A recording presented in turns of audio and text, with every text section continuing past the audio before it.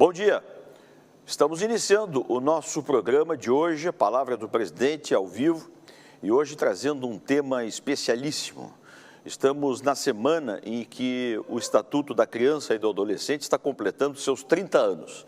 E esta é a nossa pauta de hoje.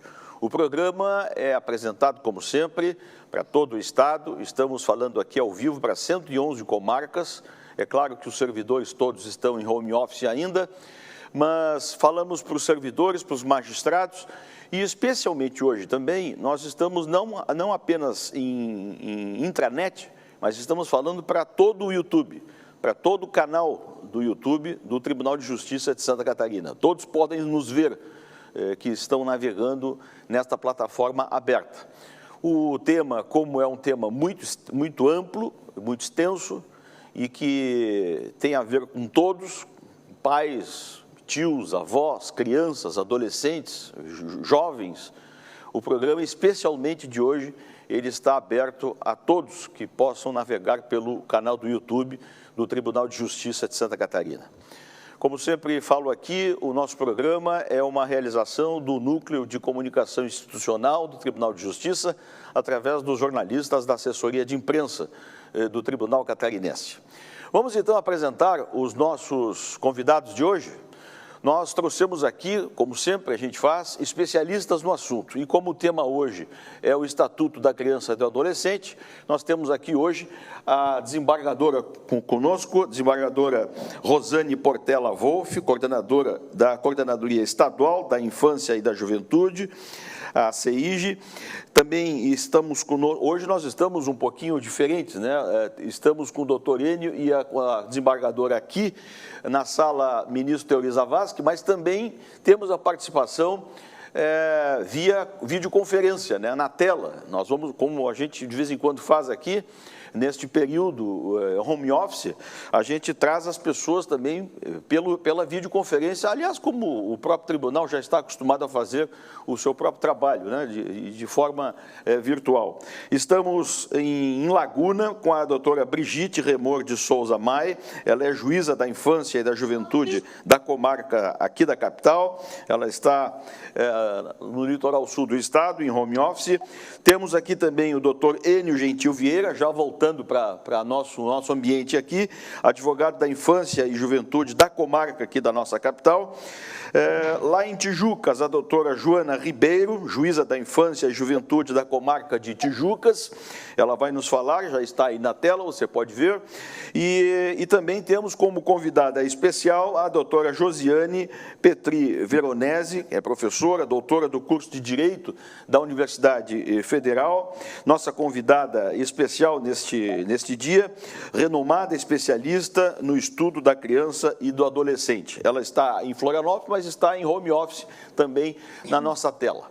É desta forma que nós vamos fazer o programa de hoje com os convidados assim, um pouco divididos, né? Mas todos de grande importância, de grande conhecimento e estudo sobre este tema, o Estatuto, que faz 30 anos.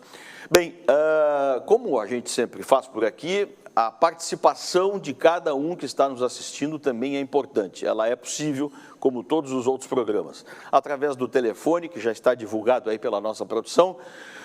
Através deste telefone WhatsApp, você pode ligar para cá, fazer a sua pergunta sobre este tema, fazer a sua consideração, e que estas perguntas nós vamos agrupá-las todas num bloco só, para que os nossos convidados façam considerações e possam até responder a essas indagações que vêm de todo o Estado. É assim que a gente funciona por aqui. Vamos, então, dar início a este primeiro bloco, já com a participação dos convidados. Eu começo com a desembargadora Rosane Wolff, ela que é do CEIG e que pode já nos dizer o que nós vamos tratar hoje aqui dos temas relevantes como esse da criança e do adolescente. Bom dia, desembargadora. Bom dia a todos. É uma alegria muito grande esse momento que o Tribunal de Justiça nos proporciona para nós estarmos falando desse tema tão importante que é a comemoração dos 30 anos do Estatuto da Criança e do Adolescente. Eu tenho uma alegria muito grande de poder contar aqui com o doutor Enio, com a doutora Brigitte, com a doutora Joana e especialmente com a doutora Josiane, né? Todos especialistas na área da infância e juventude, mas a doutora Josiane, a quem eu tenho muito carinho, e eu sei que há muitos anos labuta nessa área, e é uma ferrenha estudante e defensora, né, dos direitos da criança e do adolescente desde o seu princípio, né, desde os seus primórdios, e por isso que é uma alegria muito grande estar integrando a academia com a doutora Josiane, que é professora, doutora da Universidade Federal de Santa Catarina, e ela pode realmente enriquecer muito a nossa discussão nesse dia. Eu queria fazer uma referência muito rapidamente, Marcelo, um agradecimento especial, porque para nós tratarmos desse assunto, né, dessa campanha comemorativa ao ECA, nós contamos com um grupo de juízes que auxiliaram muito a Coordenadoria da Infância, e eu faço referência aqui, então, à doutora Brigitte, à doutora Joana, também à doutora Ana Cristina, juíza da Comarca de São José, ao doutor Evandro também, que nos auxiliaram extremamente para que esse trabalho fosse exitoso. E dizer que, nesse momento, a gente tem o doutor Evandro, mas a doutora Ana Cristina, que não está aqui conosco também, em razão de que ela é também uma grande defensora da questão da socioeducação, uma estudiosa nessa área, e está atuando, né, nas questões do CASE da Comarca de São José.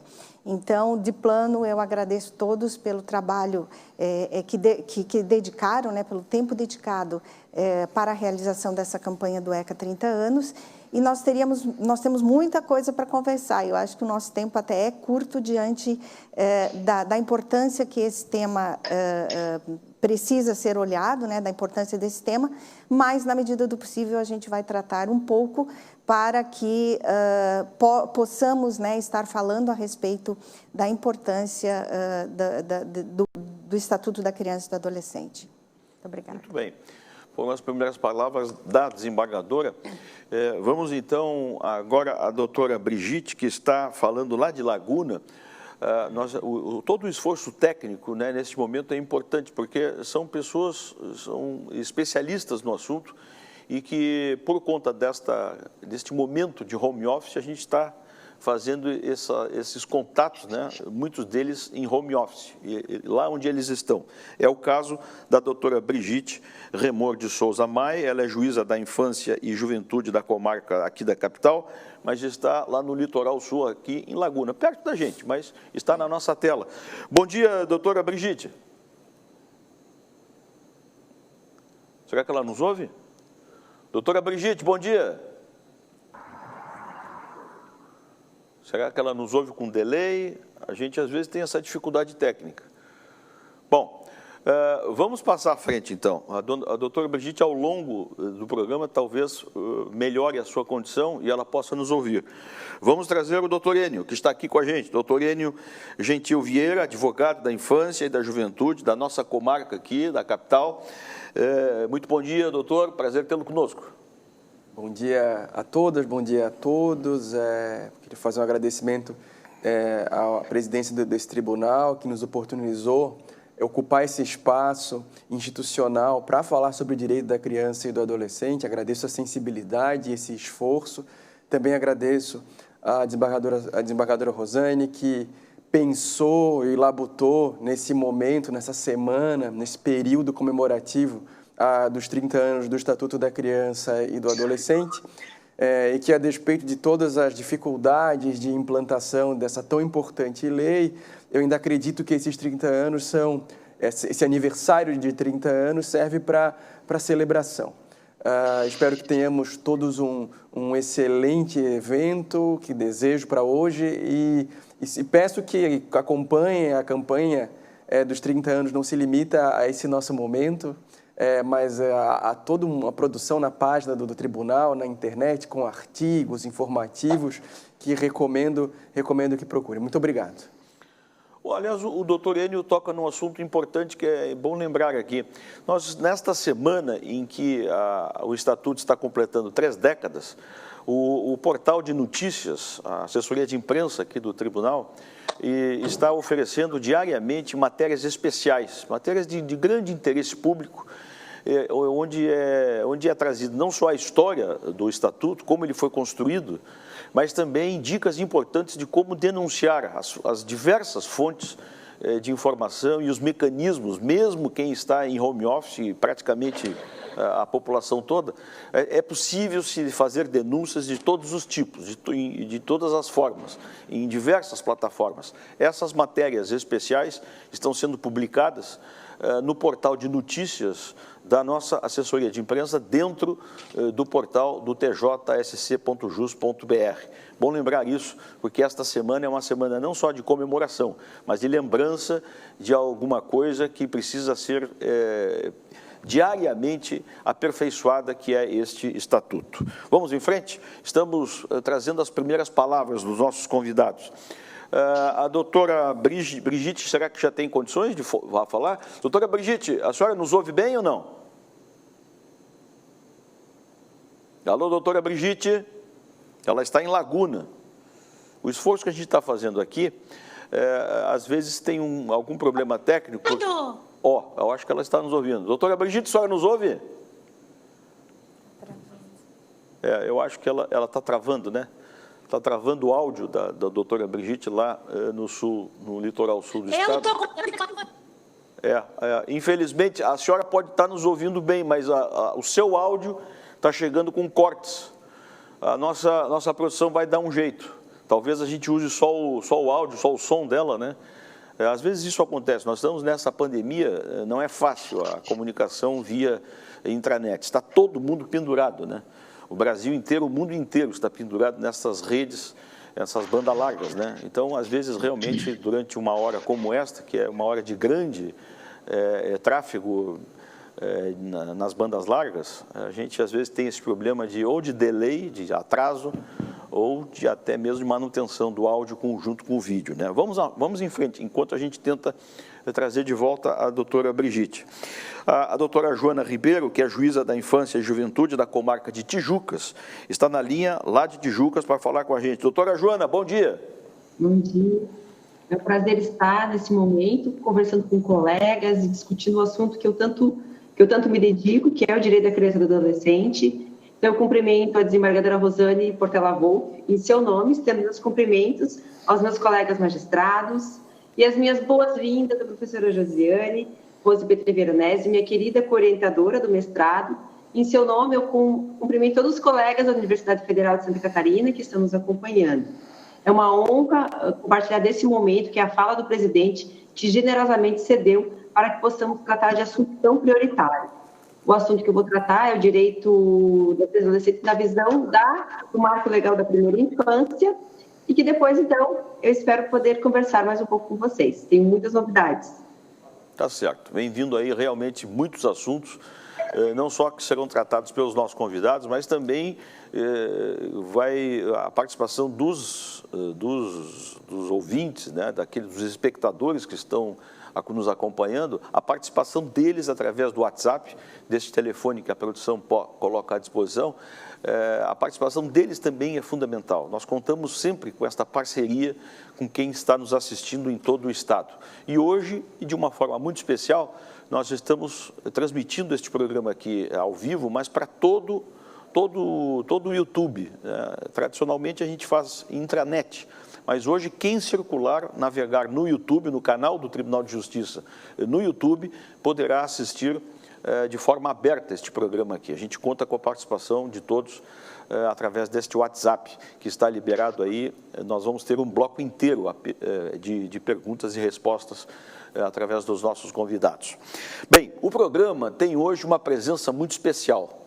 Nós trouxemos para esta discussão de 30 anos de estatuto a doutora Josiane Veronese. Ela é uma professora, ela é doutora no curso de Direito da Universidade Federal, mas é uma renomada especialista. Todo mundo que trata deste assunto passa pelo nome da professora Josiane. Ela está conosco, ela é uma especialista no estatuto. Vamos trazê-la, então. Ela está em home office aqui na capital.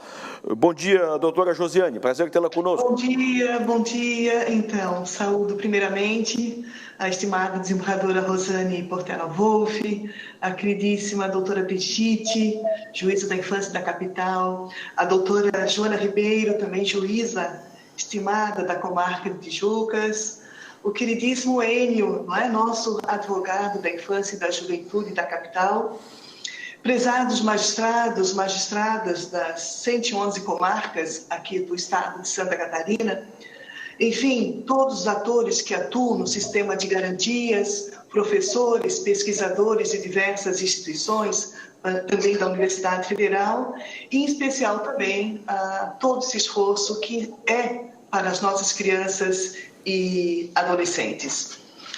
É uma honra muito grande estar, né, e poder participar deste programa Palavra do Presidente, nesse mês exatamente em que celebramos os 30 anos do Estatuto da Criança e do Adolescente.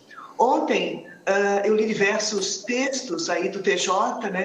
Um me chamou esta atenção, os magistrados que atuam na vara da infância e da juventude, uma frase da doutora Brigitte, em que ela dizia que o Estatuto é uma lei civilizatória. Isso é algo muito, muito profundo mesmo, e compreender o papel do direito nesse processo é um grande desafio. E nesse contexto, eu sempre questiono o papel da academia, o papel dos cursos de direito, das pós-graduações. Como ter um ator do direito preciso, atento, se não foi dada a capacitação nas suas faculdades de origem, né, sobre o direito da criança e do adolescente?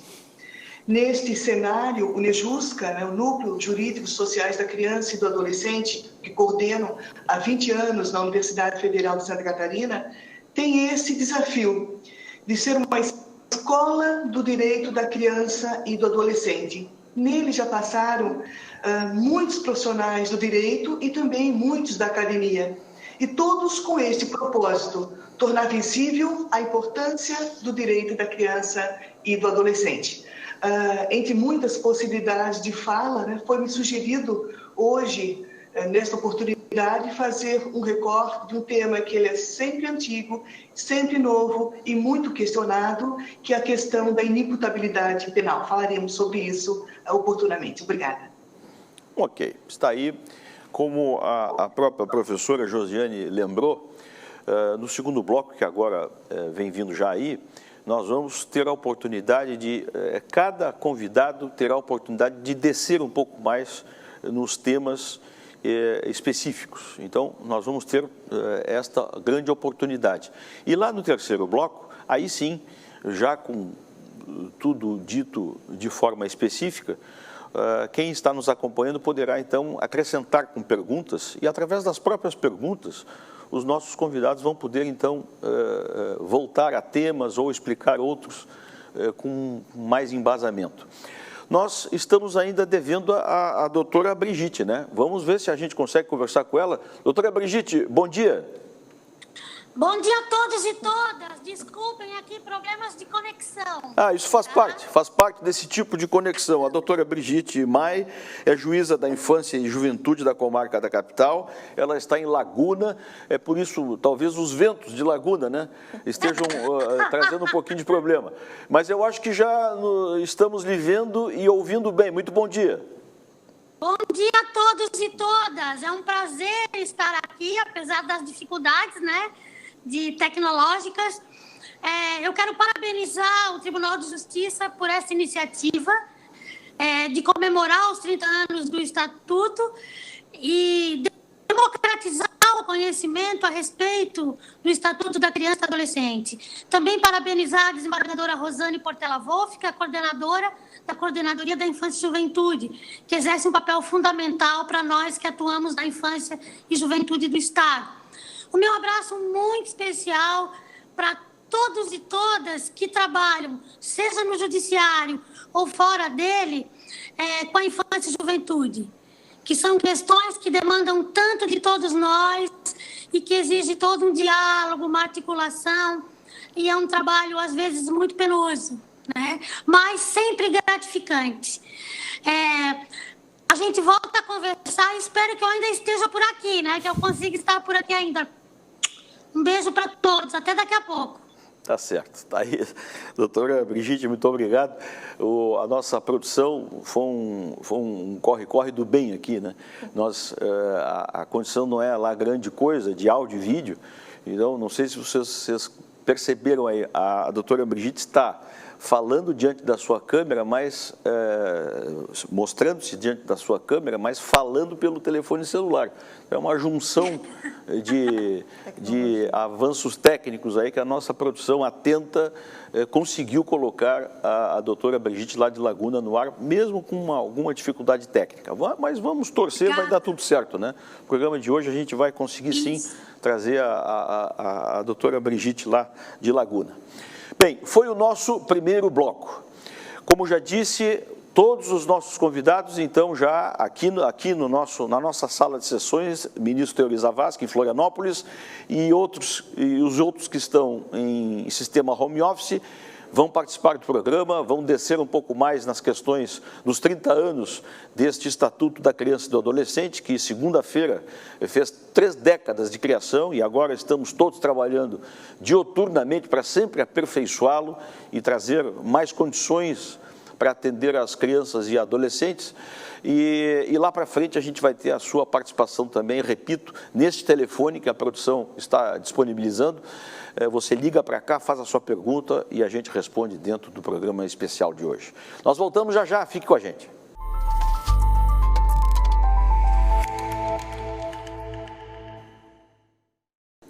Muito bem, já estamos de volta. Este é o programa Palavra do Presidente, ao vivo aqui da capital. Estamos falando para todo o Estado, hoje de forma aberta, estamos falando através do canal do Tribunal de Justiça do YouTube, e o programa hoje dedicado aos 30 anos de criação do Estatuto da Criança e do Adolescente. O aniversário dos 30 anos foi na segunda-feira que passou. Mas estamos durante toda a semana discutindo este tema, inclusive em matérias especiais no nosso portal de notícias, trazendo a história, como ele se formou, de que jeito isso aconteceu e quais são os canais de ligação que o Estatuto tem para que o assunto seja denunciado, trazido à baila através de diversos contatos que cada cidadão pode ter diante de um fato lamentável, de uma denúncia, enfim. A gente vai contar tudo aqui nesse programa de hoje. Vamos já trazer, então, neste segundo bloco, as considerações um pouco mais aprofundadas de cada convidado. Vamos começar pela doutora Josiane Petri Veronese, que é a nossa convidada especial de hoje, professora, doutora do curso de Direito da Universidade Federal e renomada especialista nesta questão do Estatuto da Criança e do Adolescente. E aqui, falando especialmente agora, neste bloco aqui, a sua perspectiva do tema da inimputabilidade penal. Este é o seu assunto central, que é óbvio que pode trazer outros temas. Doutora, a palavra é sua. Obrigada. Então, novamente, bom dia a todos, né? E falar sobre o tema da inimputabilidade penal na perspectiva exatamente da doutrina da proteção integral. Essa questão não pode ser desvinculada, exatamente em função da desvinculação desses dois parâmetros, a inimputabilidade e a doutrina da proteção integral, é que se incorre em tantos equívocos que se vê. Primeiramente, é bom a gente sempre chamar a atenção que essa matéria da inimputabilidade não é somente do Estatuto da Criança, ela o antecede, ela é matéria constitucional posta ali no artigo 228, quando diz que são penalmente inimputáveis os menores de 18 anos sujeitos às normas da legislação especial. Portanto, que norma é essa? O Estatuto da Criança e do Adolescente. Quando se fala que o Estatuto ele se coloca numa posição paradigmática, nesse tema também ele é paradigmático. Por quê? Ele substituiu a punição pela intervenção socioeducativa, sociopedagógica, ou como eu costumo nomear, a responsabilização estatutária. Se tomarmos para ver essa grande diferença do sistema estatutário, do direito penal comum, poderíamos tomar de imediato o artigo 112. Algumas palavras estão muito chaves ali no artigo 112. Por exemplo, quando o juiz a autoridade competente, está frente a um adolescente autor de ato infracional, ele poderá tomar as seguintes medidas. Poderá. Vejam só, meus queridos, não é deverá. Então, já nesse verbo, a gente vê o grande afastamento do direito penal para com o direito da criança e do adolescente nessa sua fórmula aqui, nesse momento específico, que é a responsabilização estatutária. E ele vai desde medidas, né, todos conhecemos as medidas menos gravosas, que é a advertência, indo até a mais gravosa, que é a internação em estabelecimento educacional, não é estabelecimento prisional. Não é? Além do que, a outra possibilidade também da aplicação das medidas específicas de proteção. Olha que universo! Imagina a autoridade judiciária naquele momento, ou mesmo na fase anterior, em que o Ministério Público, antes, né, de iniciar o procedimento judicial, ao analisar o caso concreto, ele verifica, mas aqui estamos diante de um caso que nada adiantaria dar conta para o sistema de justiça, vamos aplicar as medidas específicas de proteção. Então, só nisso, a gente vê nesse artigo 112 o anúncio de uma nova perspectiva de responsabilização. Indo até mais à frente, quando ele fala também que quando essa medida for aplicada ao adolescente, deverá levar em conta a sua capacidade de cumprir. Olha o que é isso. Então, na realidade, a gente percebe, por isso a grande diferença, e em muitos entenderem a dificuldade de compreensão, que o Estatuto realmente é uma modelagem nova, uma nova modelagem, né? Se tomarmos um outro artigo também extremamente interessante, o artigo 105, né, do Estatuto, aquele que fala ao ato infracional praticado por criança, deverão ser somente as medidas específicas de proteção. O que significa isso? Estamos diante do abolicionismo, né, uma das matérias mais queridas para quem estuda a criminologia de forma crítica. Estamos diante de uma ideia de proteção estatutária, ao qual eu me situo como realmente sendo isso. Estamos diante da desjurisdicionalização, também o é. Então, percebemos que o Estatuto da Criança e do Adolescente, se formos fazer um quadro comparativo entre ele e o direito penal, é uma abissal diferença. Enquanto a proposta do Estatuto é educar, socioeducar, e vejam só um detalhe que é muitíssimo importante. A responsabilização estatutária, ela deve ser vista também como direito, o direito à socioeducação. Então, enquanto o direito da criança trabalha com a categoria educar, o direito penal, punir, isolar. Enquanto para o direito da criança a regra é a não privação da liberdade, para o direito penal a regra é a privação da liberdade. E quando mesmo nas perspectivas em que a privação da liberdade ela se fez necessária, ainda assim ela é breve, excepcional e com tempo limitado. Enquanto que lá, para o direito penal, na realidade, as penas alternativas, substitutivas, elas são exceção. Aqui, sempre no Estatuto, a questão da determinação das medidas tem o seu caráter pedagógico presente lá no artigo 100. No direito penal, não existe essa relação direta. A relação direta é com a ideia da ameaça, do castigo. Então, portanto, estamos no sistema da responsabilização estatutária, na ideia do resgate social e no direito penal, na retributividade.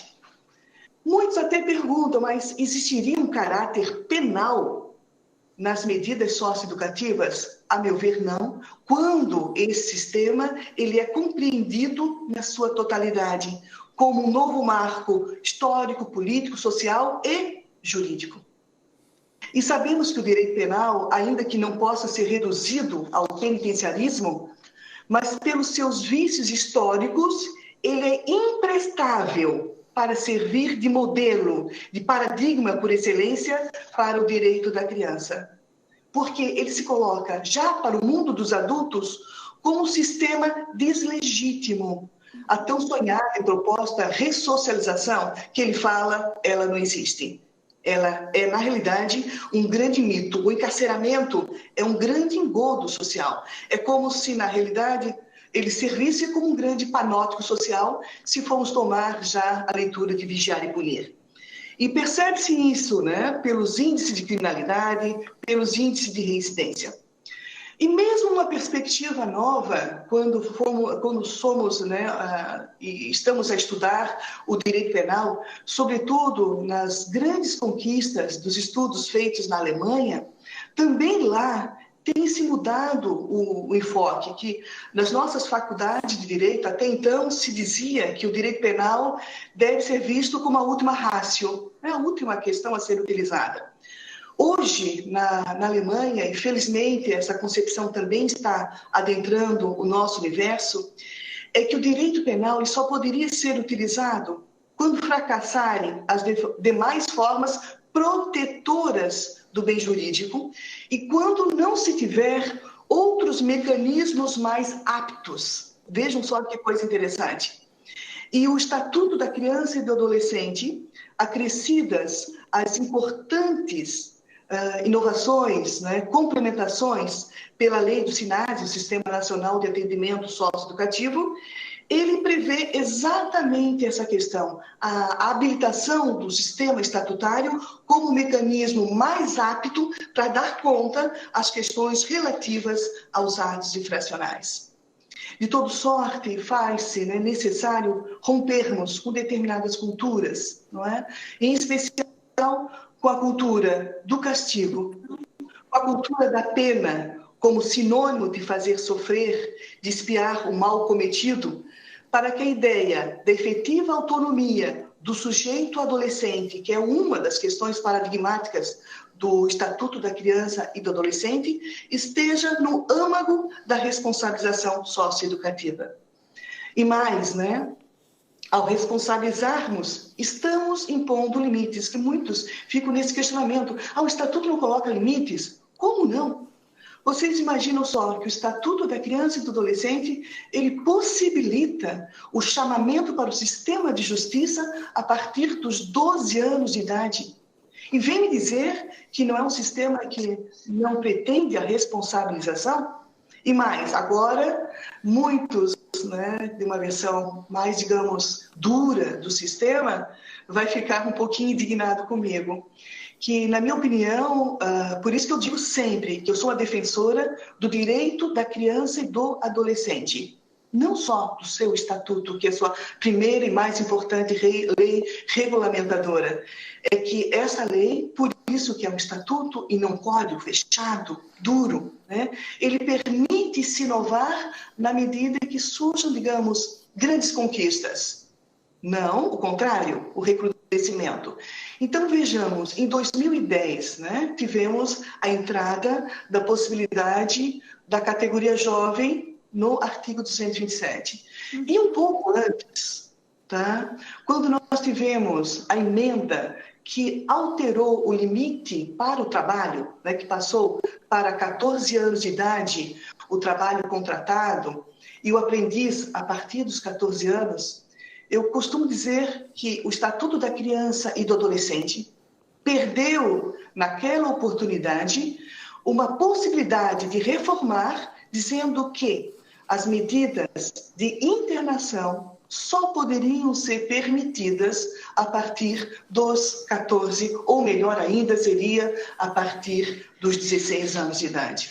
Porque chega a ser cruel que uma recém-criança, né, do universo, quando ela completa 12 anos de idade, possa ser internada num estabelecimento e ficar ali 3 anos, né? E depois passando para as outras possibilidades de medidas em meio aberto. Então, não pensemos jamais que dentro da estrutura do Estatuto da Criança e do Adolescente não tem, sim, um sistema de responsabilização. Ele o tem. Enfim, né, para concluir esses breves 10 minutos, eu gostaria de sempre lembrar que o Estatuto da Criança e do Adolescente, ele tem a pretensão de quebrar com a ideologia da normalidade punitiva.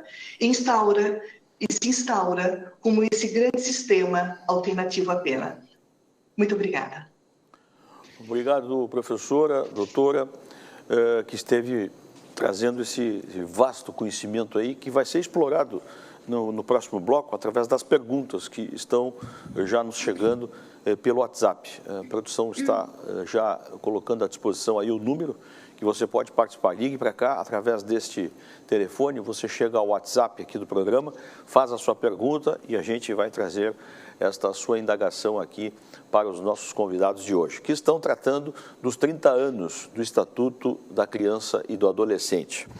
Vamos até Laguna, vamos trazer a doutora Brigitte, juíza da Infância e da Juventude, lá daqui da comarca da capital, que pode nos trazer um bom relato sobre a desjudicialização e a participação da comunidade sobre a perspectiva do Estatuto que está fazendo esses 30 anos.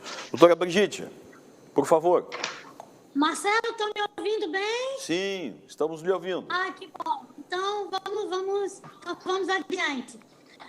O que a gente queria trazer agora, porque, na verdade, o Estatuto, no fundo, ele ainda é um grande desconhecido, né? As pessoas fazem juízo de valor, mas não conhecem o que está escrito, não sabem o que está escrito. Então, acho que o nosso grande esforço é fazer com que as pessoas saibam o que está escrito, que conheçam o Estatuto, né? E o que está lá, logo de cara, no artigo 3º, né? Ele fala que a criança e o adolescente, eles gozam de todos os direitos fundamentais inerentes à pessoa humana. Isso é o mínimo, gente, está lá, né? E também diz que tem que ter uma proteção diferenciada em função da condição da idade, né? Além da questão de... Então, é um instrumento de direitos humanos para a criança e adolescente. E outra coisa, ele diz no mesmo artigo 3º, tá? Que a lei tem que assegurar, seja através dela ou de outros meios, todas as oportunidades e facilidades a fim de facultar o desenvolvimento físico, mental, social, moral e espiritual da criança e do adolescente em condições de liberdade e dignidade. Então, essa é um dos grandes cernes do Estatuto. É fazer com que...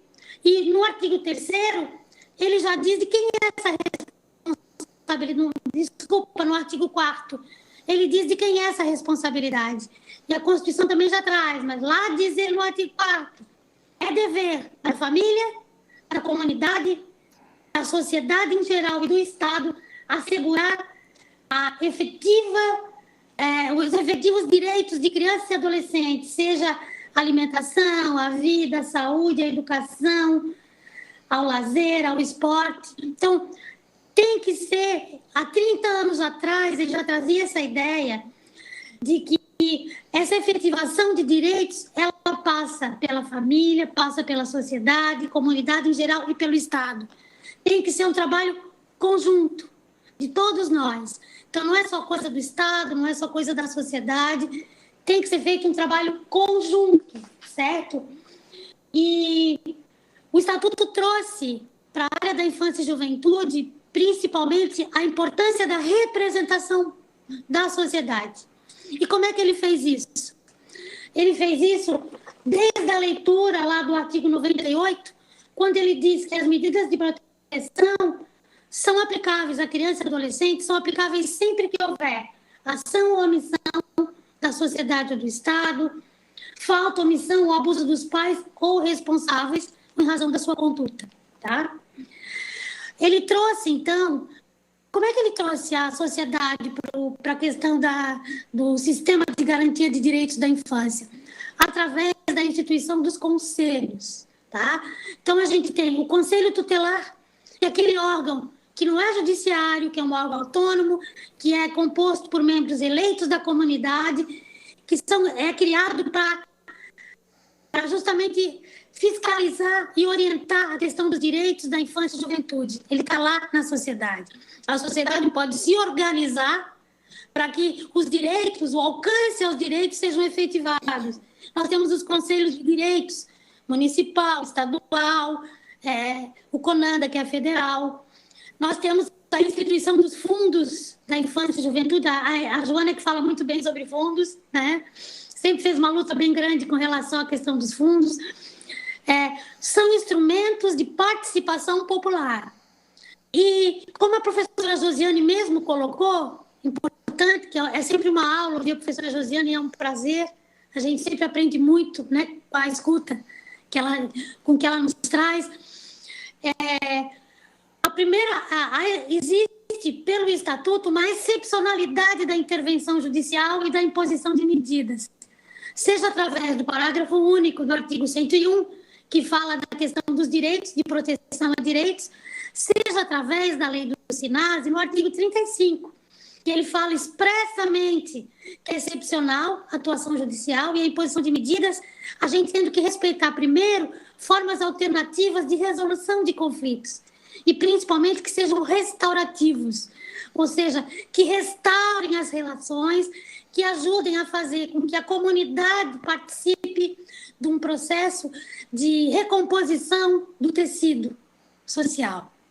Então, 30 anos, apesar de já estar há 30 anos, parece que a gente ainda não assimilou, né, professora Josiane?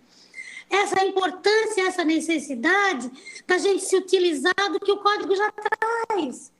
Então, precisamos ter consciência de que temos que participar como sociedade, seja instituição não governamental, seja através de instituições públicas, né, com a construção desses direitos e com a concretização desses direitos.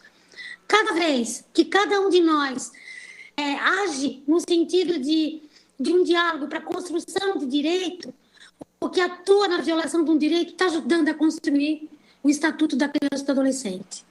E nós não podemos esquecer que o Estatuto é um marco de direitos humanos que decorreu da Constituição Federal e, por sua vez, foi resultado de muita luta, né, pelo reconhecimento de direitos que eram praticamente desconhecidos ou que a forma de ver era muito diferente, né? Então, o Estatuto já nos convida a uma outra visão com relação à criança e ao adolescente como sujeito de direito e que não vai tudo para o juiz. A sociedade tem que se organizar, né?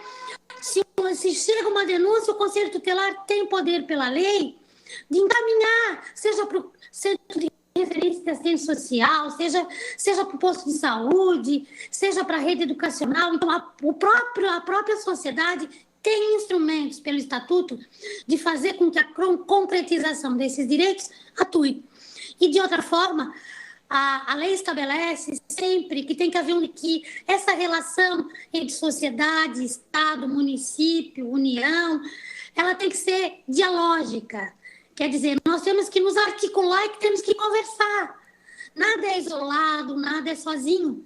Para que a gente consiga fazer acontecer, materializar esses direitos, nós precisamos fazer com que essas instâncias conversem, dialoguem, sentem e coloquem quais são as necessidades, quais são as carências, o que a gente precisa fazer para mudar uma realidade.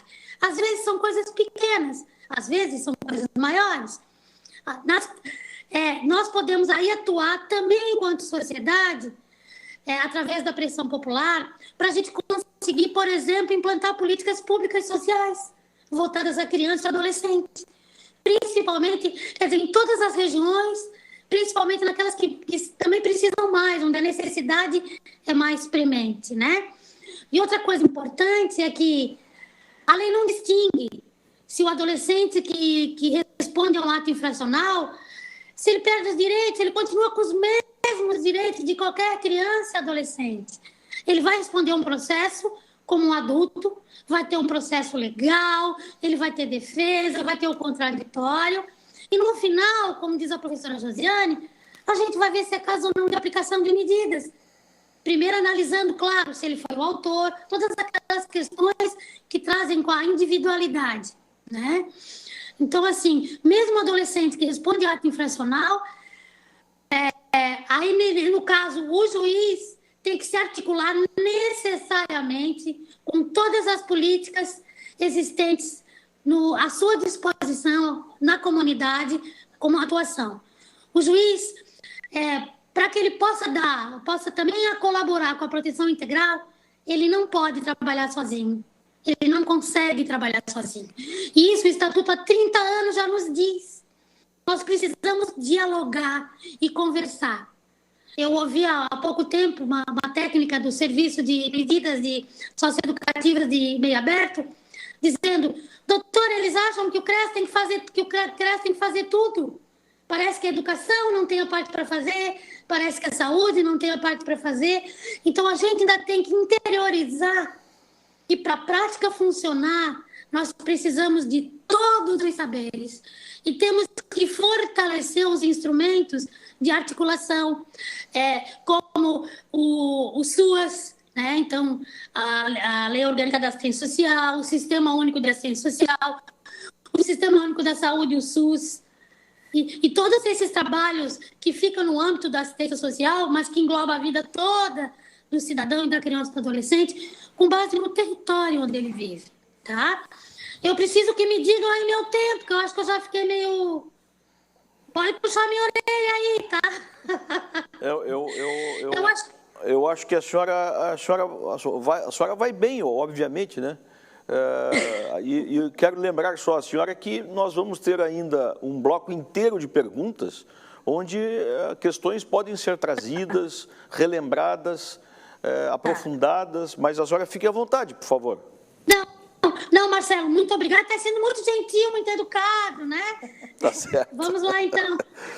Eu só vou colocar, então, que depois de 30 anos, nós temos que ver que a importância da participação da comunidade, reforçar esses instrumentos de atuação comunitária, ter a consciência de que a judicialização, ela não é a primeira medida, né? Ela só tem que atuar quando todas as outras áreas não conseguiram dar conta de uma situação, né? E de uma coisa importante que a professora Josiane já trouxe, é a proibição do retrocesso. Nós não podemos permitir, ou melhor, a lei não permite, por uma questão de princípio, que haja retrocessos na questão de direitos humanos e sociais. Obrigada! Tá certo. Está aí a doutora Brigitte, que valeu muito a pena, né, a gente recuperar tecnicamente a participação dela aqui, né? Está aí todo o conteúdo trazido. Você está percebendo que a gente está descendo nos assuntos, né, do Estatuto. Ele que foi a ideologia desta proteção que começou lá em 1988, dentro da Carta Constitucional, e que ganhou o Estatuto mais adiante, ele, por todas as razões, ele não é um instrumento fechado, ele é de permanente aperfeiçoamento. E é isso que nós estamos tratando aqui, mais do que comemorar os 30 anos, continuar a construção de toda esta ferramenta à disposição da criança e do adolescente. Falamos já de bons assuntos, mas agora vamos movimentar a doutora Joana, saindo de Laguna, vamos até Tijucas, para que ela venha falar um pouco mais e descer um pouco mais sobre a primeira infância, dentro desta questão do Estatuto da Criança e do Adolescente. Doutora Joana, bom dia, a palavra é sua. Bom dia. É um dia de comemoração aos 30 anos, em razão da conquista, das conquistas do Estatuto ao longo dos 30 anos, que foi sendo cada vez ressignificado para dar maior concretude ao direito das crianças e dos adolescentes. Contudo, não é possível que a gente possa comemorar com alegria um dia depois em que Santa Catarina teve o maior número de óbitos em razão da Covid e que estão em 70 mil óbitos no Brasil. Essas pessoas, além de fazerem parte de famílias, serem importantes para as famílias, elas podem ser fundamentais para as crianças. Fizemos um estudo, eu e a professora Josiane, com os efeitos do ebola, como uma pandemia provoca a perda de familiares e a questão dos órfãos, ou pelo menos as crianças que perdem o pai, ou a mãe, o avô. Então, isso é muito triste. Justamente no momento de tanta felicidade, começamos aos 30 anos comemorando, o ano passado, comemorando os 30 anos da Convenção sobre os Direitos da Criança. A professora lançou esse livro comemorativo, um livro que eu recomendo. Então, a professora lançou um livro ano passado, dos 30 anos da Convenção, e já começou a organizar as comemorações para esse ano, e sofremos esse revés que, sim, vai impactar a vida das crianças. Mas, de qualquer forma, é importante a gente trazer todas as inovações, desde a importante Lei Menino Bernardo, que veio, finalmente, dar um fim à possibilidade de castigos físicos pelos pais e pelos cuidadores, as leis de convivência familiar e adoção.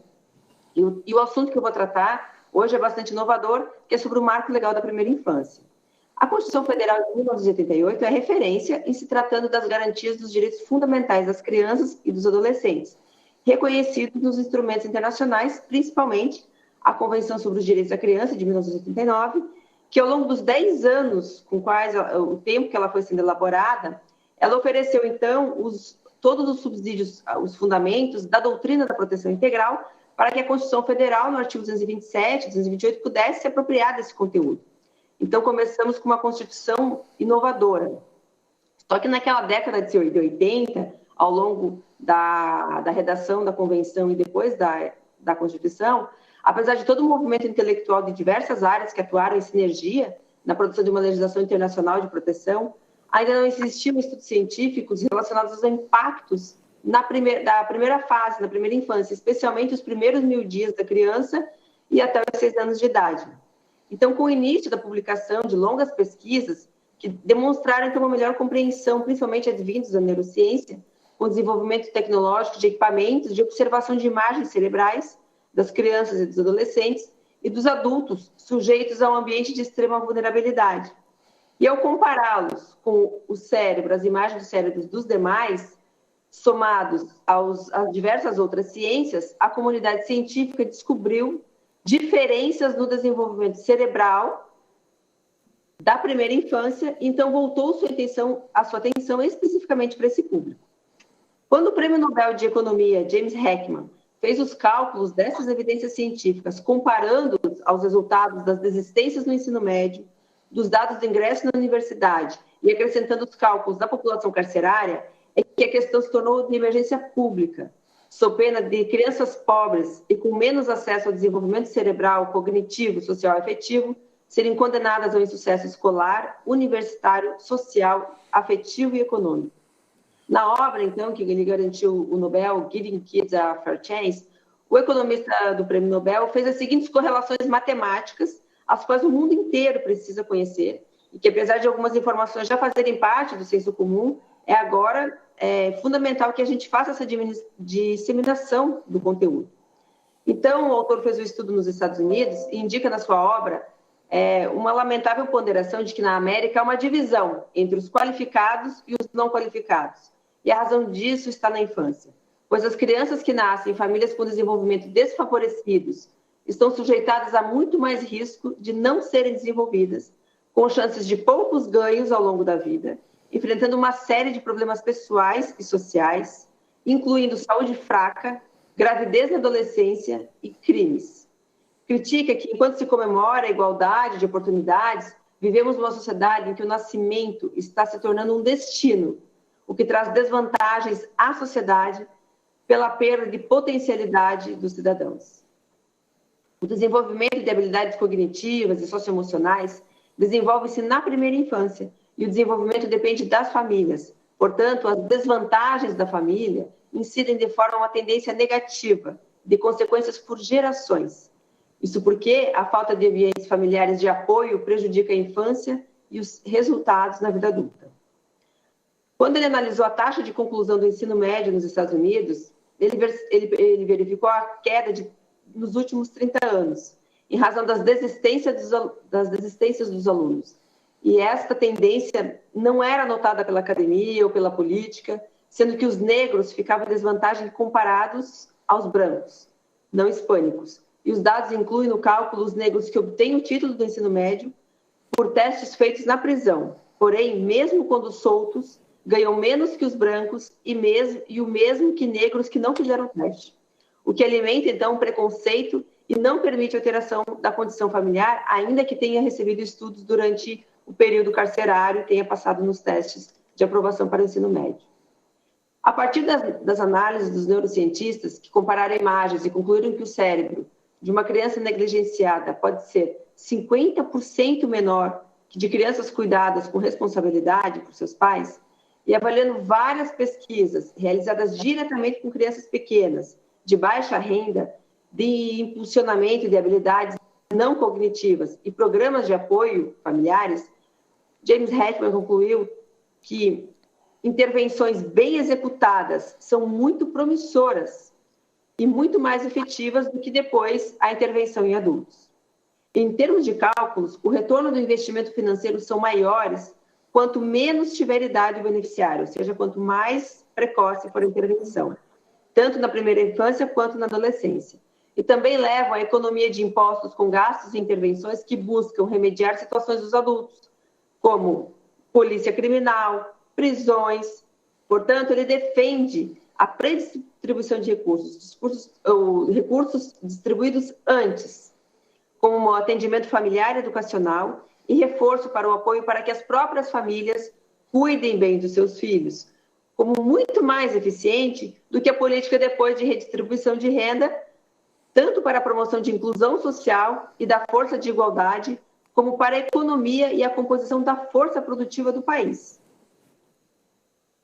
O desenvolvimento saudável nos primeiros anos, especialmente do nascimento aos 3 anos, fornece as bases cerebrais para o desenvolvimento educacional, a produtividade econômica, o exercício da cidadania responsável e boa saúde ao longo da vida. O senso de coletividade forte e a criação de filhos bem-sucedidos na próxima geração são fatores decisivos, enquanto que o impacto nos circuitos cerebrais do cérebro, a exposição ao estresse tóxico, pode enfraquecer o desenvolvimento cerebral. A capacidade máxima do cérebro imaturo de crescer e mudar significa que os primeiros anos da infância oferecem o tempo ideal para proporcionar experiências que modam circuitos cerebrais saudáveis.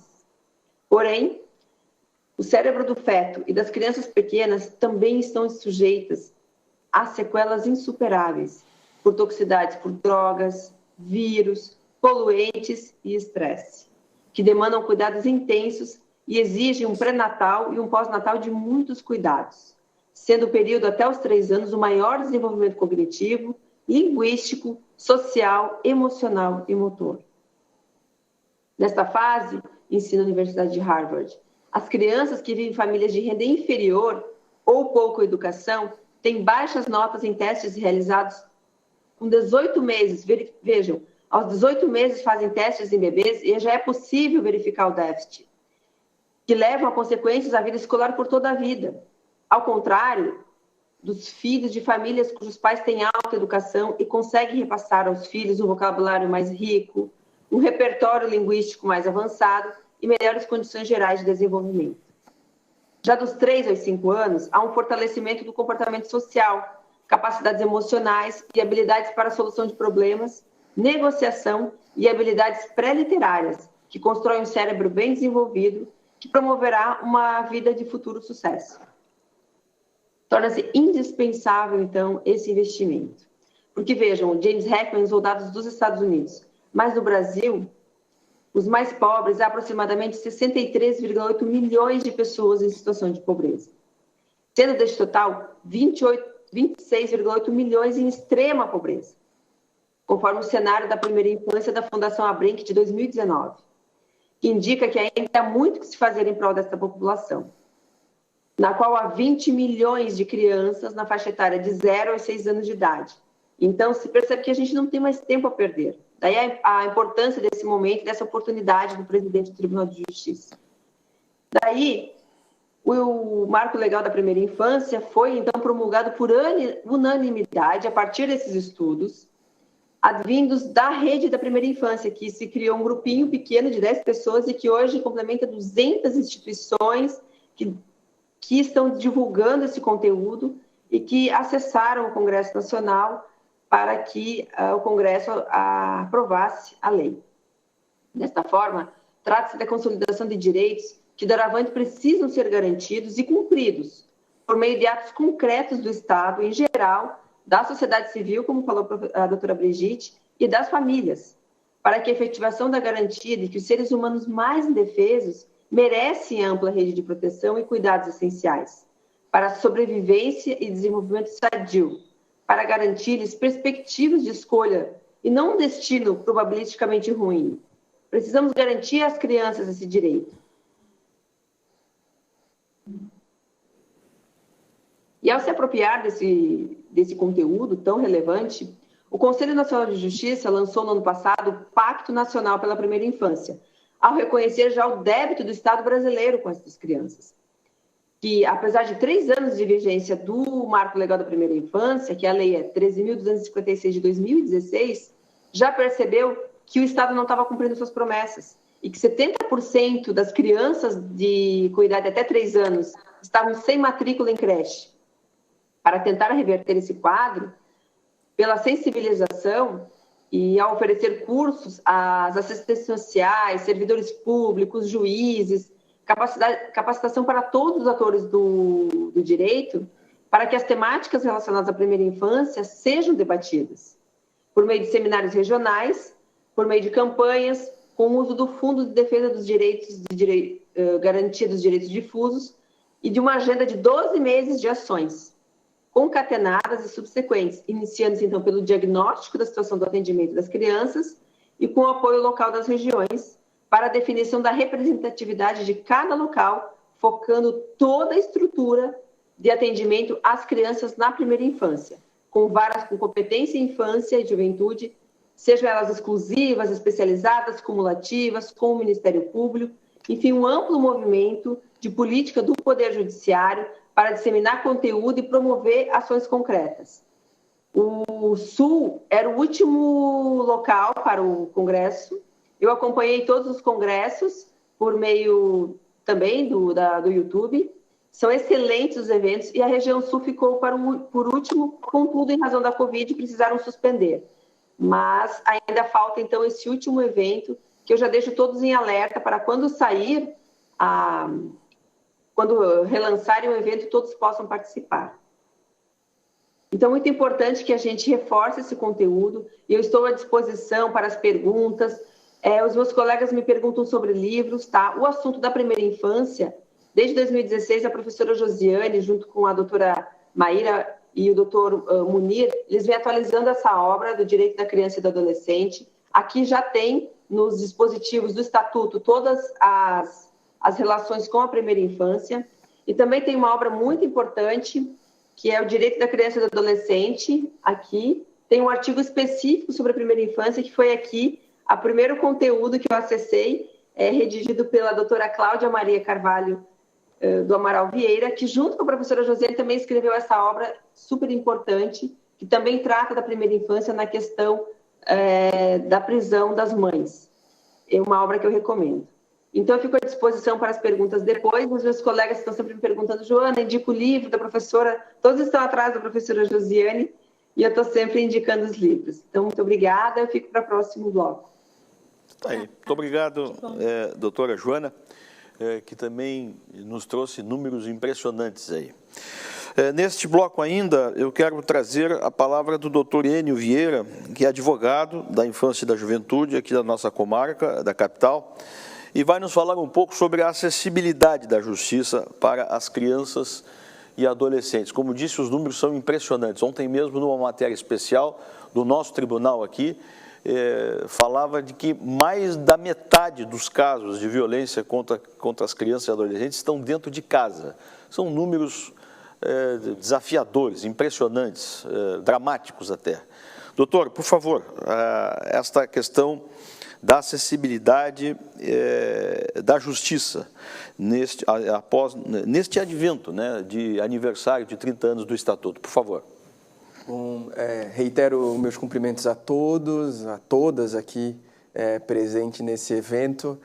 Dizem que é sempre muito complicado falar depois de excelentes falas. Eu acho que não, eu já me aproprio de alguma coisa e sigo aqui um pouco mais informado. Então, muito obrigado por terem falado antes, doutora Joana, doutora Josiane, doutora Brigitte. A professora Josiane foi minha orientadora no mestrado e boa parte das minhas indagações aqui dizem respeito a um ponto, inclusive, da minha dissertação, e como é importante para o ator do sistema de justiça, ao menos, passar pela academia. Eu digo isso em duas situações. Eu tive a sorte de cursar Direito na Universidade Federal de Santa Catarina, que tinha disciplina de Direito da Criança e do Adolescente. Então, quando eu passei no concurso, tomei posse, eu tinha ao menos uma boa ideia do que eu enfrentaria, do ponto de vista legal, de indagações, já com algum conhecimento. E depois, quando eu cursei o mestrado, aquilo que era uma inquietação se tornou um estudo mais sistematizado, que me permitiu ter mais respostas, outras indagações, mas de forma um pouco mais sofisticada. Bom, hoje é um dia de celebração, mas como toda data de celebração, também é uma data de reflexão. Tem gente que se deprime em aniversário, né? Tem gente que fala inferno astral antes do aniversário. Eu penso que é um momento de celebração. Não há do que se lamentar em ter um estatuto, pelo contrário, é sempre de celebrar, não só nas datas de aniversário.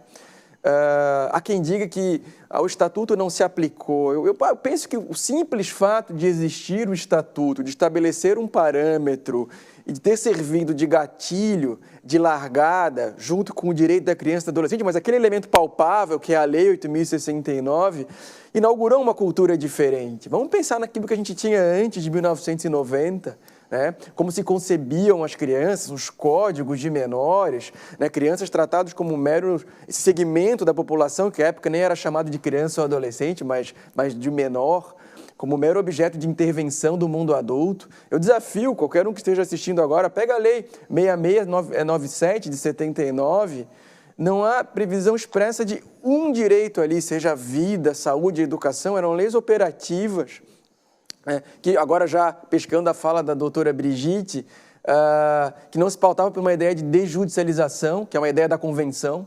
E a propósito, nós esquecemos de celebrar a convenção, né? A professora Josiane lançou um livro no passado, falou bastante sobre a convenção, que ela também completou 30 anos, esse ano completa os 31, mas a convenção é a base da doutrina da proteção integral que alimenta depois o nosso Estatuto da Criança e do Adolescente, mas está aí, temos a convenção também para celebrar, e de fato para celebrar.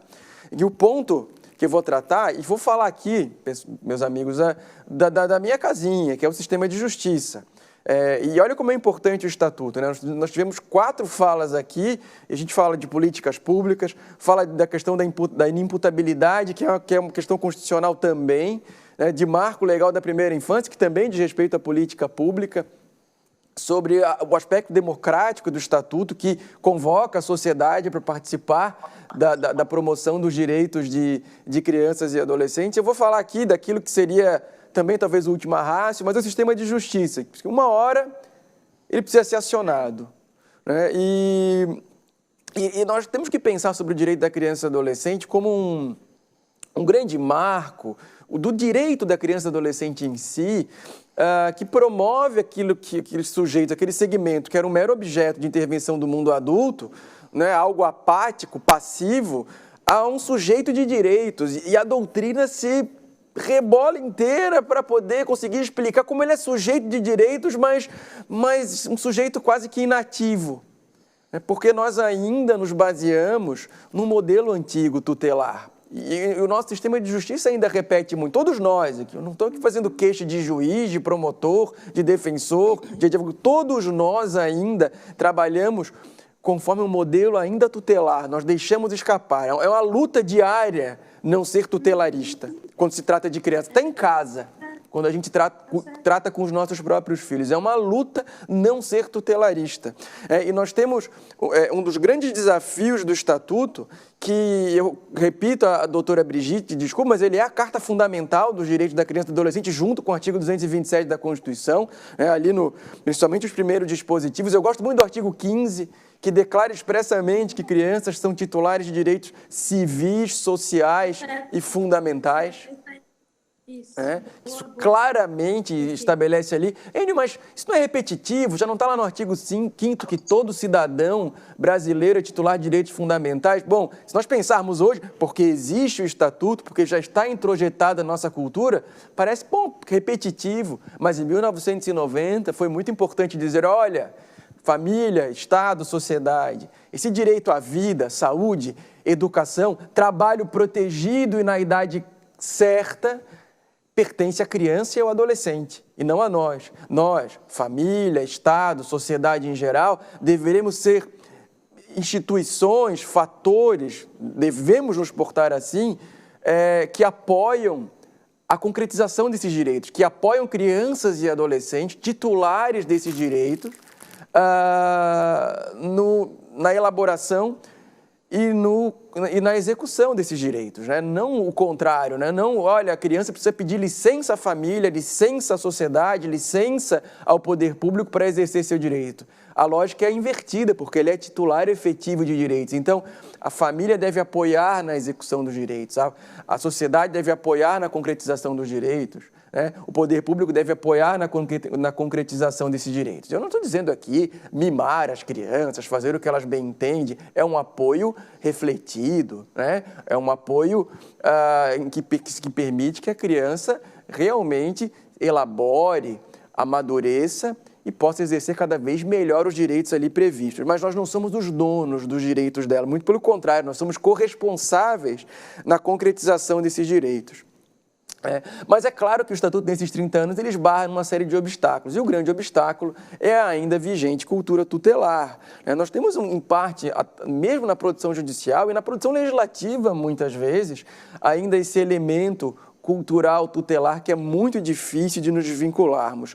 E aqui esse é o ponto que eu considero mais significativo. Eu vou tratar aqui da questão da participação, mas agora daquilo que a gente chama de meu lugar de fala, que é do sistema de justiça, e por isso que eu falei em acessibilidade. Quem me ajudou a fechar esse título foi a Lilian, da CEIG, falar em acessibilidade, não só em acesso ao sistema de justiça. Nós precisamos aprimorar um pouco esse modelo, e nós já temos elementos na nossa legislação, que é a Lei 13, principalmente a Lei 13.431, e depois o decreto que a regulamenta, e todos os marcos que se estabelecem, que é a Lei da Oitiva Especializada. Porque hoje nós temos um sistema de proteção que engloba também o sistema de justiça, da escuta especializada, que nos ensina que a nossa estrutura, o nosso layout, o nosso mobiliário do sistema de justiça não serve para receber criança. Quando a gente vira pai, a gente aprende que a criança só nos ouve efetivamente quando a gente se agacha e fala olho no olho. É mais ou menos desse tipo de coisa, agora, claro, mais qualificado que eu falo. Quando a criança entra na nossa sala de audiência, né, doutora Brigitte, com aquela televisão enorme que tem agora para o nosso sistema, que parece uma caravela, né? Ela se esconde atrás ali dos nossos monitores, enfim. Será que a gente tem uma estrutura adequada? Será que não é o momento de a gente repensar? Não é o desafio para a próxima década do Estatuto, né, para a próxima celebração? E outro ponto importante, será que quando o Estatuto fala ali no artigo 6º que crianças e adolescentes são sujeitos em condição peculiar de desenvolvimento, não fala em incapacidade, nós inauguramos ali, há 30 anos atrás, uma espécie de capacidade especial ou reconhecemos uma competência especial de crianças e adolescentes? Me pergunto isso porque nós ainda, todos nós, eu como advogado, ainda acabo atendendo essas crianças e adolescentes sob um signo de passividade dessas crianças, né? Então eu pergunto, será que a criança não tem uma certa condição de participar dos seus processos judiciais mais ativamente? Eu não estou aqui querendo inventar a roda, tá? Ou reinventar a roda. Não digo que a criança deve entrar sozinha na sala de audiência e se resolver sozinha, porque isso também não seria bom, isso seria complicado, né, para a criança. Mas eu digo, uma criança hoje, de 9, 10 anos, fala português, eventualmente melhor do que eu, provavelmente fale outra língua, certamente melhor do que eu, usa os meios tecnológicos bem melhor do que eu, ou seja, é um sujeito pensante, né? Não é um infante, né? Como se dizia, um sujeito que não tem fala, enfim, é um sujeito pensante que poderia se manifestar a respeito de seus direitos, isso com o apoio da família, Estado e sociedade. Então, esse é um ponto que eu considero muito importante. O artigo 12 da Convenção sobre os Direitos da Criança e do Adolescente nos obriga a nos adaptar para ouvir melhor as crianças, e o processo judicial é um momento importante. Enio, mas não houve evolução? É claro que houve, né? A professora Josiane, inclusive, escreveu bastante sobre as ações coletivas na década de 90. É claro que o acesso à justiça melhorou muito, mas eu falo agora sobre o signo da acessibilidade. Não é o momento de nós darmos alguns passos à frente com muito cuidado, com muita delicadeza e revermos um pouquinho nossos procedimentos judiciais? E aqui, já finalizando a minha fala, eu penso aqui em 5, 6 pontos que são importantes que eu anotei aqui. Primeiro, aquilo que eu já falei, a gente tem que repensar a questão arquitetônica, layout. O artigo 10 da Lei 13.431 fala, né, que o ambiente, o local tem que ser apropriado, acolhedor, com infraestrutura, espaço físico adequado. Isso é um ponto importante. A gente já tem um parâmetro legal aí. Será que a gente deve aplicar esse parâmetro de uma sala especializada, um ambiente de recepção, só quando a criança é vítima ou testemunha de violência, ou não deveria ser aplicado em outros processos? Desculpa aqui, professora Josiane, estou lhe plagiando, que já lhe vi falando isso na sala de audiência. 2. Preparação adequada da criança para participar daquele ato processual, seja qualquer unidade, vara da infância, vara da família, a criança precisa ser bem orientada. Isso está na orientação geral número 12 do Comitê das Nações Unidas sobre os Direitos da Criança e do Adolescente, que ela deve ser preparada sobre os seus direitos, sobre os efeitos da sua fala. A criança precisa saber, quando é ouvida num procedimento de destituição do poder familiar, que a fala dela pode resultar na destituição de uma pessoa que, por mais que seja violador, eventualmente ela ainda tem afeto. E a psicóloga portuguesa, Catarina Ribeiro, fala que as crianças são muito leais e muito honestas, em geral, nas suas falas nos processos. Nós, adultos, é que não somos tanto assim, né? Garantia de escuta especializada, coloquei aqui no item 3, sempre especializado. Acho que a gente não deveria começar a pensar agora e não limitar a esse momento ou a essa situação só de quando for testemunha ou vítima de violência. Revisão da escrita das peças processuais, né, e priorização nos momentos, nos procedimentos oralizados, porque é o que mais se aproxima da fala da criança. Na Argentina, eles têm uma rede de escuta de linguagem simplificada. Acho muito interessante isso que eles fazem lá. Tem os juízes que fazem intimações diferenciadas para adolescentes, enfim, é algo de se pensar. E já terminando, duração razoável do processo, mas na perspectiva da criança, né? Não na perspectiva adultocêntrica.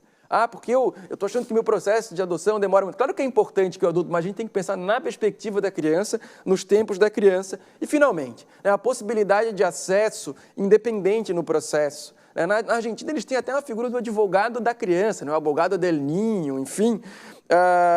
E tem o terceiro protocolo facultativo, do Comitê da Criança da ONU, que também fala em algumas possibilidades de acesso direto ao Poder Judiciário sem ter que passar por algum responsável legal. E, só para finalizar mesmo, seria muito interessante a gente começar a repensar uma discussão que tem ocorrido com alguns colegas no Brasil, e aqui no tribunal já se falou em alguns momentos sobre isso, da possibilidade de uma Câmara especializada em direito da criança e do adolescente. Aqui é só jogando essa possibilidade. Já se discutiu isso no passado e talvez seja muito importante para a garantia de um acesso à justiça, da produção de uma jurisprudência mais coesa, em favor de direitos de crianças e adolescentes, pensar em câmaras especializadas. Para finalizar, então, eu disse tudo isso. Eu não me acho aqui o Joãozinho do Passo Certo, não acho que estou reinventando a roda, digo tudo isso porque acho que, de alguma forma, já está na legislação. E deve ser um compromisso nosso, do sistema de justiça, tentar mais e mais garantir esse acesso à justiça, tornando essa justiça mais acessível para crianças e adolescentes que são sujeitos efetivos de direito. Meus amigos, acho que falei demais. Um viva ao Estatuto da Criança e do Adolescente e vida longa ao Estatuto da Criança e do Adolescente e ao direito da criança e do adolescente no Brasil. Muito obrigado de novo pela oportunidade. Tá certo. Ai, que bom. Com certeza o senhor não falou demais, não. Falou, inclusive o programa nem terminou, né? Nós ainda temos que descer com as perguntas, enfim. Bom, foram brilhantes exposições. Vamos trazer agora a desembargadora. Foi o doutor Enio Vieira que nos falou, a desembargadora Rosane Wolff, que é a coordenadora do CEIJ, desta Coordenadoria Estadual de Infância e Juventude. Foram bons relatos, né, desembargadora? Realmente, Marcelo. Eu me sinto extremamente até emocionada e contemplada, né? O doutor Takashima fala muito isso. Eu me sinto muito contemplada e grata por esse momento, por essa oportunidade, em ouvir cada um de vocês e, inclusive, fazendo meia-culpa. O doutor Enio também foi um protagonista no desenvolvimento da campanha que a gente fez sobre o ECA 30 anos. Então, estou aqui fazendo a referência também à pessoa dele. Como é enriquecedor, como é importante a gente trazer, doutora Josiane, a sua fala sempre, né, do seu local de fala, que é a academia, e como a senhora falando, e eu já estava aqui pensando, né, em nós fazermos talvez uma palavra do presidente exclusivamente acerca da questão socioeducativa, né? Quem sabe trazer aí a doutora Ana também, que é uma especialista, porque quando a senhora fala, eu fiz uma anotação aqui sobre o mito do encarceramento, né? Como isso é uma realidade ainda bastante presente e que nós precisamos vencer. Realmente é algo que a gente precisa debater, discutir, e faz parte também, né, do nosso dia a dia como magistrados, e vou me empenhar pela Coordenadoria da Infância em estar fazendo um programa também a respeito dessa questão da socioeducação. A doutora Brigitte, como sempre, assim, é muito bom conversar e trabalhar consigo, a sua preocupação, que a gente sabe no dia a dia, a senhora tem sido sempre um exemplo, né, aos nossos magistrados também, pelo trabalho que desenvolve à frente da Vara da Infância e Juventude aqui da capital, numa sinergia muito grande também com o doutor Enio, né, que trabalham conjuntamente ali. E a doutora Brigitte traz uma fala muito importante, trouxe uma fala muito importante, que é esse trabalho dialógico, né? Esse trabalho em rede, né, doutora Brigitte, que realmente o magistrado não consegue, o Ministério Público não consegue trabalhar com as questões da infância e juventude se não houver uma rede de proteção também atuando na questão da saúde, na questão da educação, na questão de agentes prisionais, na questão... são várias questões que têm que ser trazidas de uma equipe também multidisciplinar na vara, né, nas unidades, enfim, porque não tem como a gente trabalhar dessa forma. É um paradigma novo e por isso a gente sempre fala, quem atua na infância são profissionais diferenciados, porque nós sempre preocupados com números, né? Nós magistrados sempre temos isso, essa pressão, né? Na questão dos números, e muitas vezes nas questões da infância tem muita coisa que é realizada que não se reflete necessariamente em números, mas em qualidade de trabalho. Então, esse olhar diferenciado que eu penso que a nossa instituição também tem que ter para o trabalho da infância e juventude. Mas me reporto aí a essa questão do trabalho dialógico, né? E a senhora vai falar também representando a coordenadoria daqui uns dias numa reunião também com a Assembleia, e acho que essa sua fala também é perfeita para aquele momento, porque nós precisamos, sim, muito de políticas públicas voltadas para a questão da infância e juventude. A doutora Joana, né, preocupada realmente com essa questão do Pacto da Primeira Infância, e trouxe aí essa realidade, que é realmente os impactos, e foi na sua fala, eu anotei aqui, muito impactante, a questão de que o nascimento está se tornando um destino, porque é o que a gente percebe realmente, né? E por isso, voltando à questão da fala da doutora Brigitte, a questão da estruturação das famílias também. Um grande número de problemas que nós temos com adolescentes, crianças e adolescentes, nós não teríamos se nós tivéssemos uma família estruturada. Então, quem sabe, se nós buscarmos fazer essa correção, começando lá na base, com certeza nós não teremos tantas... que o Estado tem que se voltar tanto para as questões na área socioeducativa, na área prisional, né? E mesmo na questão da educação, saúde, enfim, se nós reforçarmos essa preocupação com a primeira infância. E eu acho que essa política nacional, ela já veio até tardiamente, mas ainda bem que chegou e ainda bem que o Estado, né, como está se voltando, o Estado, de modo geral, está se voltando para essa prática e política de apoio à primeira infância. E falando aqui também da fala, então, do doutor Enio, da questão da acessibilidade, né, e agradeço ao doutor Enio também por ter feito essa referência à nossa secretária da coordenadoria, a Lília, e na pessoa dela também eu homenageio e saúdo a todos os integrantes da equipe da coordenadoria que têm se mostrado muito proativos no desenvolvimento dessas políticas do Tribunal de Justiça voltados à infância e juventude.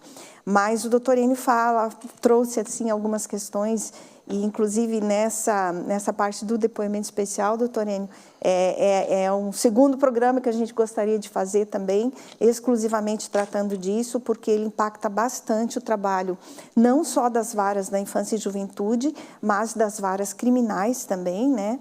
Os magistrados criminais que trabalham e que precisam, né, desse apoio por ocasião de tomar um depoimento, que hoje a gente fala de uma entrevista especial, né, um depoimento especial de crianças e adolescentes, e a necessidade de ter o seu ambiente, um ambiente próprio, né, a necessidade de ter uma metodologia própria para ouvir essas crianças, e tudo voltado a essa questão de proteção. Então, quando a gente fala que o Estatuto está completando 30 anos, como eu disse recentemente, nós temos muito a comemorar, porque é uma legislação, né, é um documento extremamente avançado, extremamente que se volta assim, para a defesa dos direitos de crianças e adolescentes, mas que ainda representa para nós grandes desafios na estruturação do que já está ali posto, mas também no que está surgindo de novos desafios. E hoje eu trago, e eu me refiro a isso porque eu estou pensando, né, a própria doutora Josiane falou recentemente num evento a respeito da lei do menino Bernardo. Nós temos aí as questões relativas aos crimes cibernéticos que hoje se mostram como um grande desafio para a repressão, né?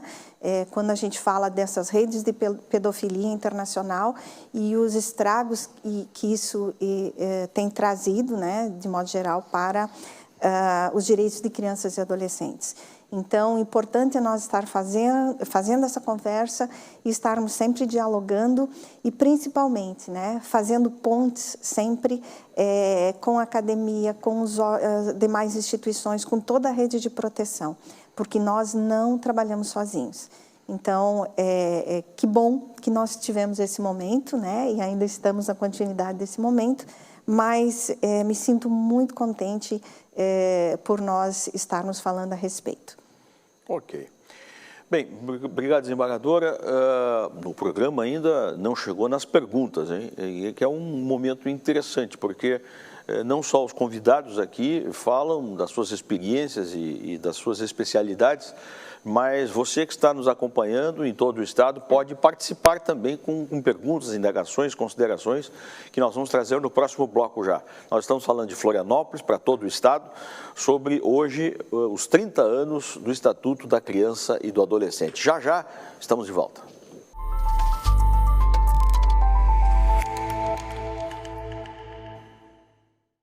Muito bem, já estamos de volta. Este é o nosso bloco das perguntas, talvez o bloco mais participante, né? E a oportunidade também dos nossos convidados tocarem em assuntos ou até explicarem mais alguns assuntos que possam estar nas perguntas, né, daqueles que participaram do nosso programa. Nós estamos hoje tratando aqui, na palavra do presidente, o assunto dos 30 anos, que foi comemorado a partir de segunda-feira, quando o Estatuto da Criança e do Adolescente completou 3 décadas de existência. Então, esta é uma semana inteira de discussões a respeito desta questão. Vamos às perguntas, então. A primeira pergunta para a doutora Josiane. Por que, olha, uma pergunta bem direta, hein? Por que falam tão mal do Estatuto da Criança e do Adolescente, doutora? Então, eu tenho 2 possibilidades de responder essa pergunta, de forma mais séria e de uma forma mais jocosa, tá? De uma forma mais séria, primeiramente eu entendo porque a sociedade ainda não conhece a amplitude que traz o Estatuto da Criança e do Adolescente, primeiro argumento. O segundo, infelizmente, há anos que a mídia ela faz uma propaganda inversa do Estatuto da Criança e do Adolescente, com aquela história de que o Estatuto adula bandido. Isso é um absurdo que a mídia continue usando ainda esse tipo de argumento, uma grande falácia, né? Uma terceira possibilidade, ou seja, é que não há um interesse político, um interesse de Estado e de que o Estatuto se faça conhecido. Por quê? É muito mais fácil manobrar as pessoas que não conhecem a lei, não é?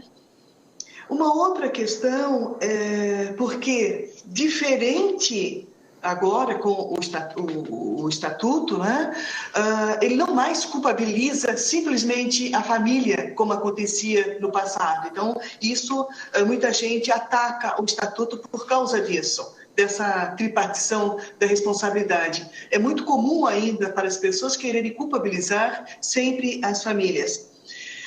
Uma outra questão que o Estatuto traz a ideia da horizontalização das relações. Isso é importantíssimo também, não é? E essa questão sempre presente do tripé da corresponsabilidade.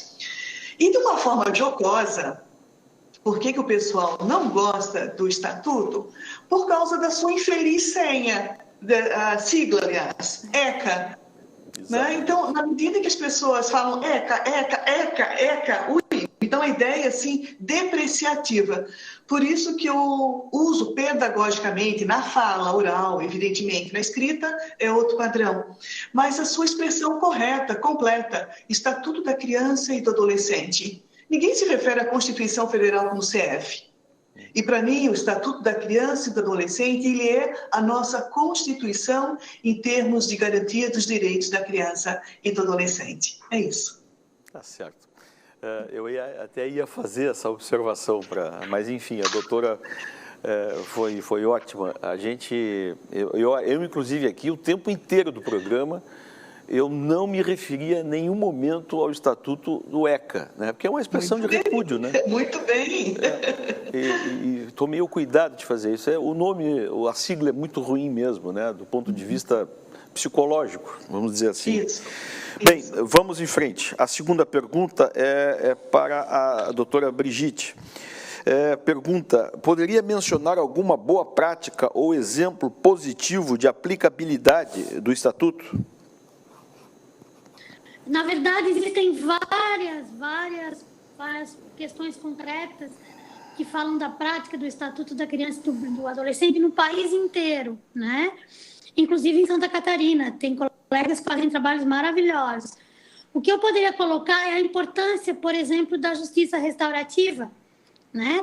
Quer dizer, a gente poder sentar, poder ouvir e poder falar de sentimento e de motivações e das consequências que os atos da gente têm na vida dos outros, que às vezes a gente nem percebe. Então, o trabalho com justiça restaurativa, uma questão que tem que ser ampliado, né, à medida do possível.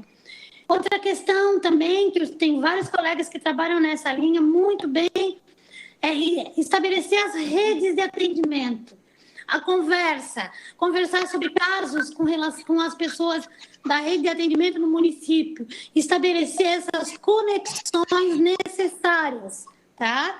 Para que a gente possa colocar em prática o Estatuto da Criança e do Adolescente. Obrigada. Tá certo. Estamos movimentando Laguna, Tijucas, Florianópolis e aqui a nossa sala de sessões. A próxima pergunta é para a doutora Joana. Qual o papel do Poder Judiciário no Pacto Nacional da Primeira Infância? Excelente essa pergunta. Coincide com a preocupação minha da professora de redigir um artigo sobre isso, que foi publicado na revista do Conselho Nacional de Justiça, no qual a gente oferece 10 propostas imediatas que todo o Poder Judiciário pode aplicar sem outros recursos, sem gastar nenhum outro recurso. São 10, eu vou falar algumas delas. Uma das nossas bandeiras era o estabelecimento da prioridade da infância e juventude como meta do Conselho Nacional de Justiça para 2020, e essa meta foi atingida. Eles aderiram a essa proposição, claro que já é uma proposição nacional. E a redefinição de competências para a especialização das varas, mas tem que ter uma alteração do peso de avaliação da produtividade do magistrado. Porque como que a gente vai atuar tudo na rede, com esse tempo de fala, se isso não é contabilizado? Então, uma sentença de execução fiscal, ela tem o mesmo valor de uma sentença complexa, de uma medida protetiva, de uma destituição do poder familiar, Então, acaba não aquilatando adequadamente o trabalho do juiz.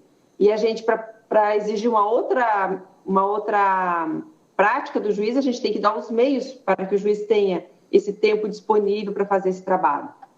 Outra sugestão foi de adequação dos sistemas de automação do judiciário para que seja criado um código de decisão e um código de sentença específico para as decisões relacionadas à primeira infância, nos eixos vaga em creche para crianças a partir dos 3 anos, atendimento à saúde em geral, psicológico, psiquiátrico e obstétrico para gestantes e crianças de 0 a 6 anos, inclusive medicação para usuários do sistema SUS, tudo isso em específicos para a gente poder avaliar depois. Guarda em geral, acolhimento institucional, todos que tenham relação com criança de 0 a 6 anos. Inclusive investigação de paternidade, averiguação oficiosa de paternidade e outras medidas, cuja finalidade é o atendimento coletivo e individual de crianças de 0 a 6 anos e nasciturnos. Também a gente propõe a criação de um cadastro que, a exemplo do Cadastro Nacional de Adoção, possa cruzar dados aos nascimentos e a vida escolar completa, com dados dos cartórios de registro civil e do censo escolar, para que seja eficaz a busca ativa de crianças e adolescentes fora da escola. Porque, veja, a criança abandona a escola, mas muitas vezes a gente não sabe onde é que está essa criança e a gente não consegue fazer a busca ativa. O reconhecimento, então, diferenciado, para o juiz alçar uma unidade da infância e juventude, tem que fazer os cursos antes e esse tempo de dedicação que seja contabilizado de forma diferenciada. Porque, veja, se no futuro tiver uma Câmara de Direito da Criança e Adolescente no tribunal, esse tempo todo que a doutora Brigitte tem uma experiência sensacional, seja contabilizado de alguma forma. Eventualmente, não tem como comparar uma pessoa que nunca trabalhou na área da infância com uma pessoa que já trabalhou. Tem que avaliar como que se pode fazer um peso diferenciado. E daí a gente precisa também do incentivo para a valorização, para que as ações externas sejam de alguma forma contabilizadas, como a reunião para a conexão mensal ou bimensal da rede de atendimento, com o qual tratou a doutora Brigitte, as audiências concentradas com famílias acolhedoras e instituições de acolhimento tem um outro peso, porque é uma reunião grande de várias pessoas, demanda muito mais tempo do que uma audiência rápida para ouvir uma testemunha.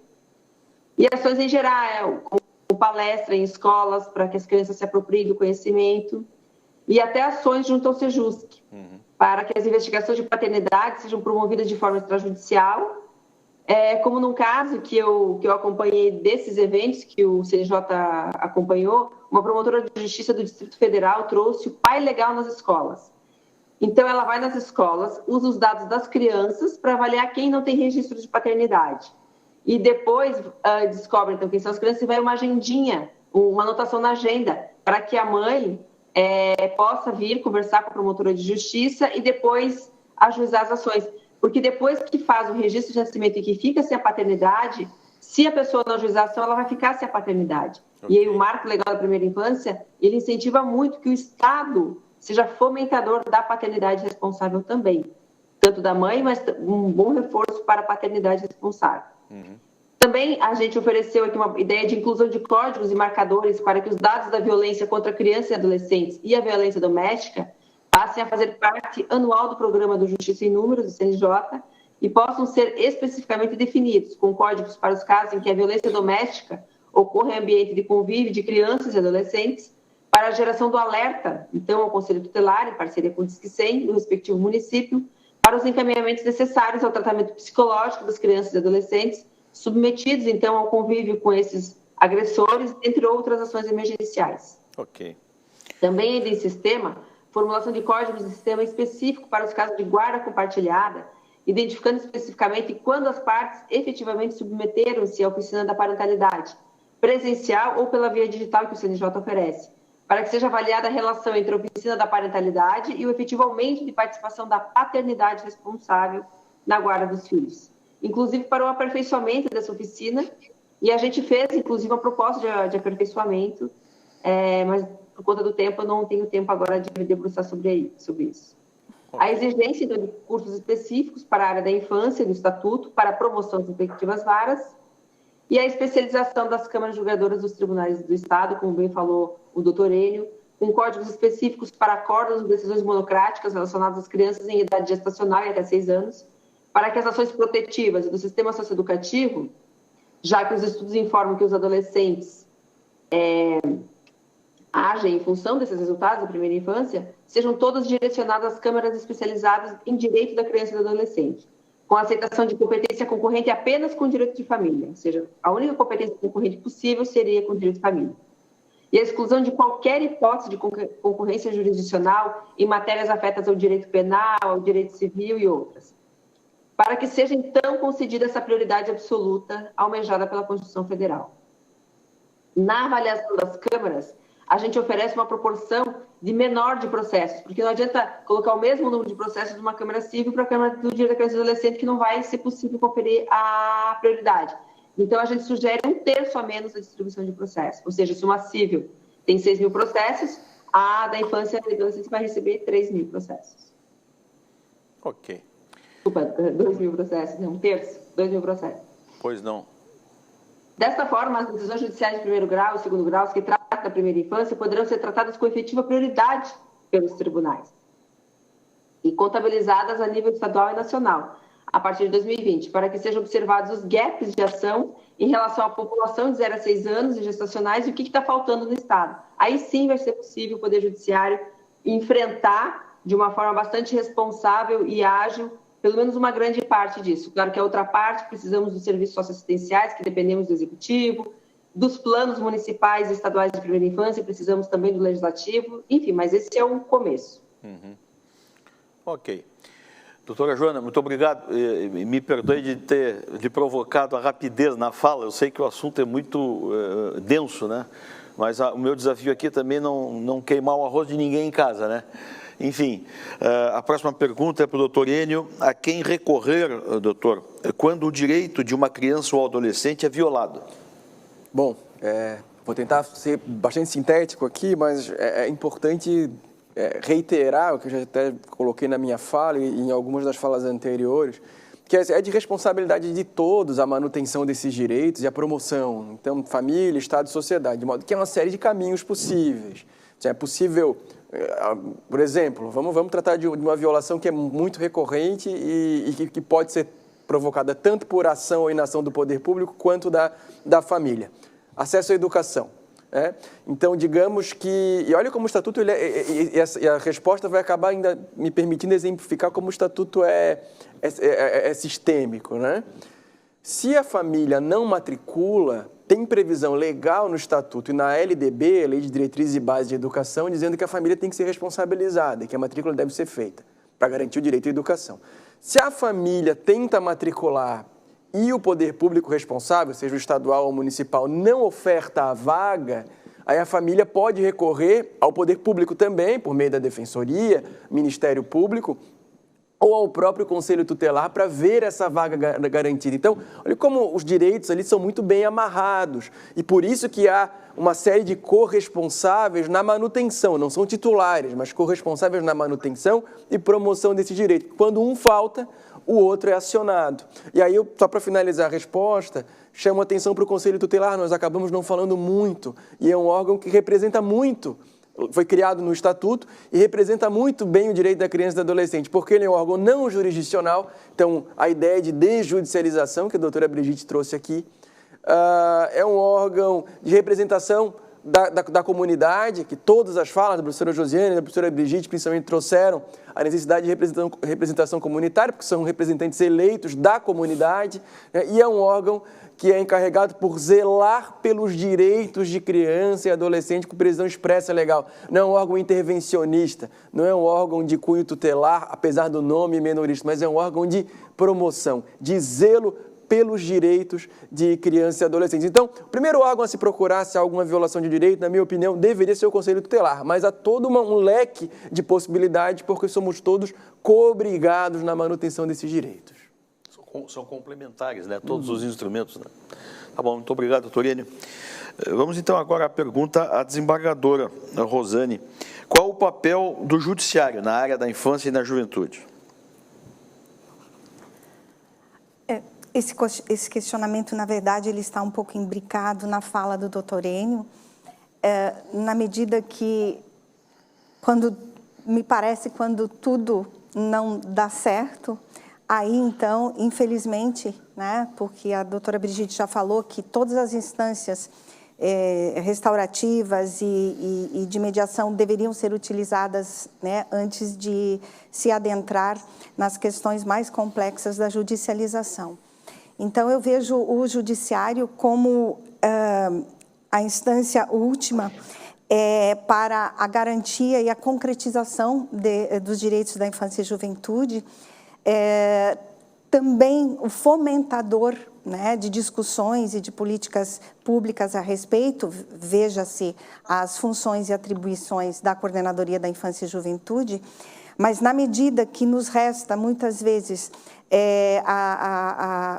buscar garantir esses direitos, na medida que não temos, muitas vezes, vagas de creche, na medida que nós temos, muitas vezes, que adentrar para retirar uma criança de situação de violência familiar, né? A questão da destituição do poder familiar, e tantas outras medidas que são necessárias, então, como última instância de garantia desses direitos. É aí, então, que entra o papel do judiciário, e para nós também, eu acho que nos cabe fazer toda essa capacitação, né, e falo aqui na Coordenadoria da Infância também, dos magistrados. Ao Poder Judiciário também cabe dar toda essa estrutura de funcionamento das varas, apoio aos magistrados, sensibilização aos magistrados a respeito disso, fomentação de políticas públicas, discussões a respeito disso. Nós somos, então, participamos dessa rede de proteção, digo, nós não somos os únicos, e digo também, nós não temos como atuar sem esse trabalho em rede. Mas me parece que quando tudo não funcionar, então, tudo não funcionar no sentido de que as falhas vão acontecendo, então nós também devemos atuar nessa questão da garantia dos direitos de crianças e adolescentes. Certo, muito obrigado. Obrigado, desembargadora Rosane Wolff, nossa coordenadora da CEIJ, da Coordenadoria Estadual da Infância e da Juventude, aqui do Tribunal. Bem, concluímos este bloco, nós vamos para um rápido intervalo. No quarto bloco, então, as considerações finais dos nossos convidados de hoje, tratando dos 30 anos do Estatuto da Criança e do Adolescente. Já já voltamos.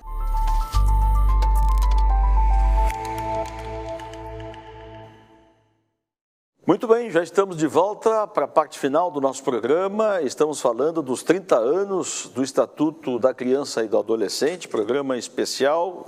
Esse aniversário de 30 anos aconteceu na segunda-feira, mas é uma semana inteira de lembranças e de comemorações, de confraternização e de profundos estudos para que ele melhore, para que ele seja melhor equipado, se instrumentize melhor em relação a ele próprio, nos tribunais, em todo o país, enfim, esta é a grande discussão.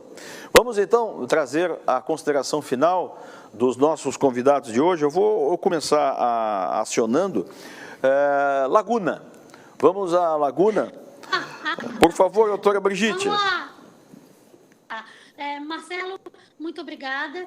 Eu gostaria muito de agradecer a oportunidade, né, e de estar aqui com todos vocês. Eu aprendi muito, né?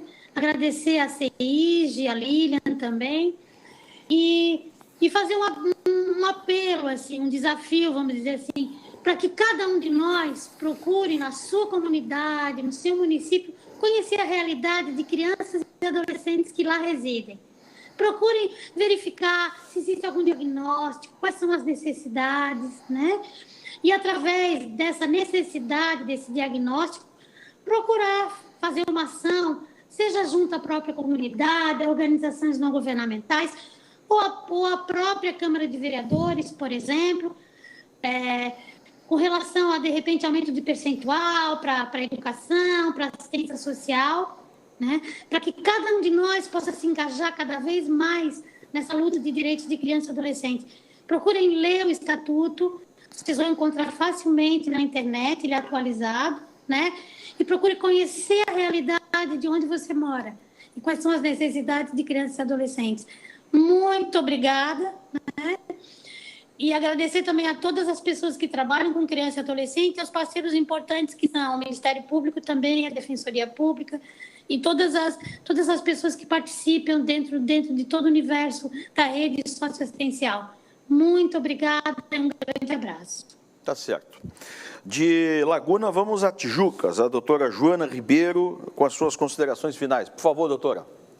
Quero agradecer a todos os envolvidos, parabéns à campanha, e finalizo com a frase, então, do nosso colega Evandro Riso, que foi a frase escolhida para a nossa campanha, que é Estatuto da Criança e do Adolescente, a luta de direitos é atemporal. Obrigada. Tá certo. Vamos trazer o doutor Enio. Por favor, doutor. Bom, eu quero novamente agradecer ao Tribunal de Justiça, ao presidente do tribunal, que na realidade ele cedeu a cadeira para a gente sentar aqui e ocupar um espaço que é institucional, que é de fala para os servidores, né? Nesse momento tão grave de pandemia, para que a gente viesse aqui falar sobre o direito da criança, que demonstra que o tribunal, como sempre, tem muita sensibilidade em relação à questão da infância. Agradecer de novo a desembargadora Rosane, a CEIGE, por ter nos oportunizado sem conversar bem sobre o direito da criança e do adolescente, pela escolha das pessoas que estiveram aqui. E dizer novamente que a despeito de todas as dificuldades, as mazelas, enfim, eu penso que é momento, sim, de celebração. Nós temos uma lei que, ao menos, faz sombra aos violadores de direitos, e só isso já é de extrema importância. Obrigado. Muito obrigado, doutor Enio Gentil Vieira, advogado da Infância e Juventude da comarca aqui da nossa capital. Vamos à nossa convidada especial, está em home office aqui em Florianópolis também, mas está na nossa tela aqui, a doutora Josiane Veronese, professora, doutora do curso de Direito da Universidade, e quem trata desse assunto não tem como tratar dela e com ela. Doutora Josiane, muito prazer tê-la ouvido aqui, viu? A palavra é sua. Obrigada pelas palavras tão gentis, né? E eu quero novamente reiterar a importância dessa troca extremamente rica entre a academia e os atores do direito, em termos, né, de conhecimento, linguagem, e para nós acadêmicos é tocar na ferida que vocês cotidianamente trabalham, né? E uma outra questão, assim, pensar no estado de Santa Catarina, em que temos essa ideia do estado de tanta inovação tecnológica, mas até agora para instigar com a desembargadora Rosane Wolff, porque tivemos uma Antonieta de Barros em Santa Catarina, a primeira deputada, né? A primeira deputada mulher negra. Não é à toa, desembargadora, que a senhora está na coordenação da Coordenadoria Estadual da Infância e Juventude no ano em que se completa os 30 anos do Estatuto da Criança e do Adolescente. Então, como instigá-la, né, no sentido de que a senhora, neste ano, juntamente com toda a estrutura do Tribunal de Justiça de Santa Catarina, poderá deixar um grande legado da sua vida, da sua existência, que é exatamente a criação das câmaras especializadas, não é? Então, a senhora aponta nesse processo uma função extremamente importante institucional.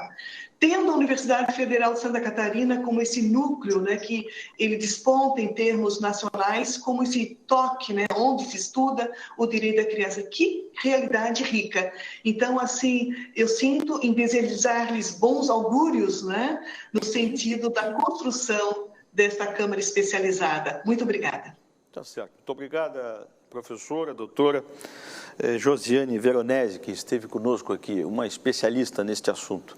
Aliás, ela me levou à frase que eu iria fazer aqui sobre a desembargadora. Não só um presente nesses 30 anos, sob a titularidade da desembargadora Rosane à frente da CEIGE, mas um desafio muito grande, né, sob a sua coordenação, essas 3 décadas do Estatuto.